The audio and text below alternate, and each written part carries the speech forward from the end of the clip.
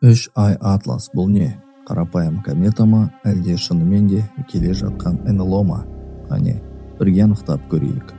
Бұл нысан 2025 жылдың шілде айында алғаш рет байқалды. Содан бері ол күннен алыста емес, біздің күн жүйесіне кіріп, бізге жақындап келеді. НАСА оның қозғалыс траекториясын есептеп, арнайы схема жариялады. Атлас бір ғана бағытпен ұшпайды. Ол Меркурий, Венера, Жер, Марс маңынан өте отырып, тура бір тыңшы секілді күн жүйесін шолып өтуде. Қимылы өте өзгеше. Кәдімгі кометалар сияқты эллипстік орбитада емес, тура жолмен кіріп, тура жолмен шығып барады. Сол себепті көп адам бұл арнайы басқарылатын нысан шығар деп күдіктенуде. Гарвард профессоры Ави Лёб те мүмкін бұл табиғи дене емес, жасанды нысан болуы мүмкін деген пікір білдірді. Бірақ ғылым дәлелсіз еш нәрсені қабылдамайды. Сондықтан әзірге бұл жай теория. Марс жанынан өткен сәтінде біз оны Perseverance ровері және орбитадағы аппараттар арқылы түсірдік. Бірақ өкінішке қарай суреттердің сапасы өте төмен болды.